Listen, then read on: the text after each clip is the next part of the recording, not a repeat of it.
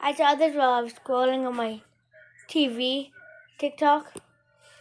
And if you're a dog lover, I suggest you keep tissues near, because this almost made me sick.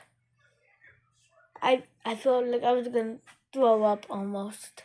So luckily I didn't. Here, let me turn it around. Ready? It's how far will you go for your dogs?